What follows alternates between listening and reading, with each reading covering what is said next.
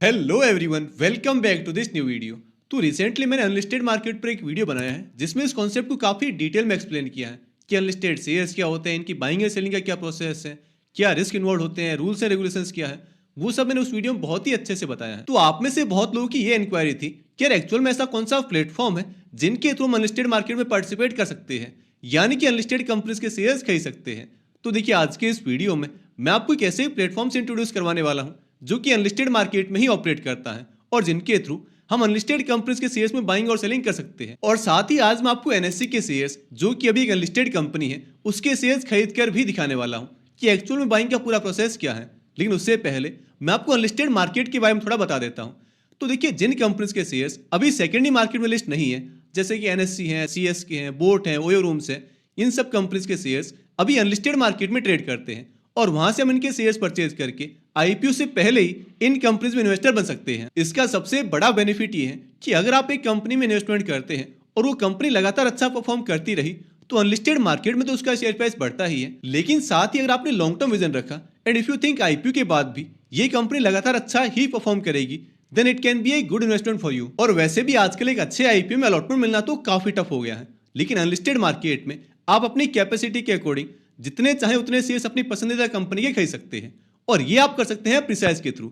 जी हाँ, प्रिसाइज ही वो प्लेटफॉर्म है जिनके थ्रू हम अनलिस्टेड कंपनीज के शेयर्स में बाइंग और सेलिंग कर सकते हैं। इनके साथ हम एज लो एज 10,000 रुपीज से भी अपने इन्वेस्टमेंट की शुरुआत कर सकते हैं। आपको बस गूगल पर टाइप करना है precise.in एंड देन फिर आपके सामने ये टैब ओपन होगा जहां आपको रिजर्व एक्सेस पर क्लिक कर देना है। इस रिजर्व एक्सेस पर क्लिक करना है। यहाँ क्लिक करते ही आपको अपनी ईमेल और कुछ बेसिक डिटेल्स फिल करनी होगी।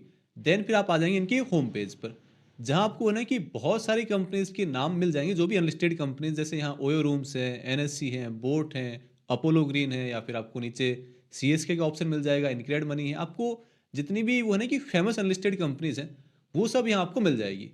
अब लेट सपोज आपको यहाँ अगर एनएससी में इंटरेस्टेड हो आप, तो आपको एनएससी पर क्लिक कर देना है। नेक्स्ट पेज पर आपको एनएससी की एक डिटेल रिसर्च रिपोर्ट मिलती है जो कि सबसे पहले तो क्लियर करती है एनएससी का बिजनेस।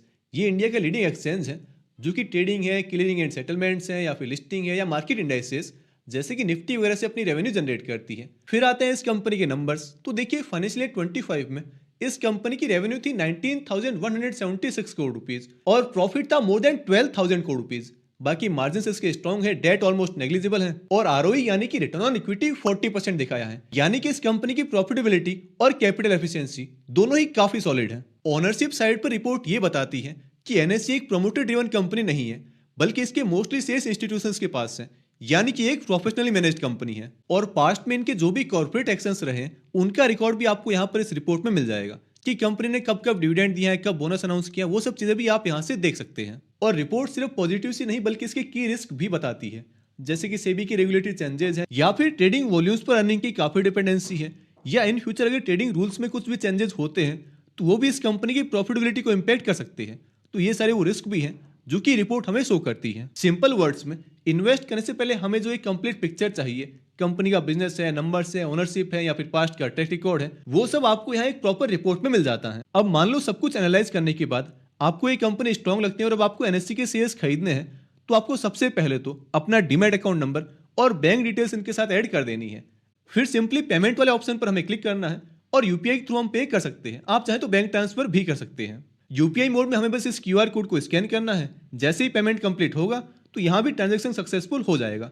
और नेक्स्ट फिर अपनी इन्वेस्टमेंट डिटेल्स देखकर जैसे ही हम पे नाउ पर क्लिक करेंगे तो ये पूरा हमारा बाइंग का प्रोसेस कंप्लीट हो जाएगा। अब नेक्स्ट 24 टू 48 आवर्स के अंदर शेयर्स आपके डीमैट अकाउंट में आ जाएंगे। और वैसे जब शेयर्स आपके डीमैट अकाउंट में क्रेडिट होंगे तो आपको सीडीएसएल की तरफ से ऐसा एक कंफर्मेशन मेल भी मिल जाएगा। और अगर हम सेलिंग की बात करें तो अगर आप इनके स्पॉटलाइट सेक्शन से शेयर्स बाय किए थे तब तो मैक्स 2 दिन के अंदर ही ये आपके लिए बायर्स अरेंज कर देंगे, और नहीं तो फिर आपको अपना सेल ऑर्डर प्लेस कर देना है। सामने जब भी कोई बायर होगा देन आपके शेयर सेल हो जाएंगे। तो दोस्तों, अगर आप इंटरेस्टेड है अनलिस्टेड मार्केट में इन्वेस्टमेंट को लेकर तो फिर आप प्रिसाइज को चेकआउट करना तो बिल्कुल ना भूलें। इसका जो लिंक है वो नीचे डिस्क्रिप्शन बॉक्स और पिन कमेंट में मिल जाएगा। अब देखिए, स्टॉक मार्केट के अराउंड आपको कोई भी चीज बिना रिस्क के तो नहीं मिलेगी।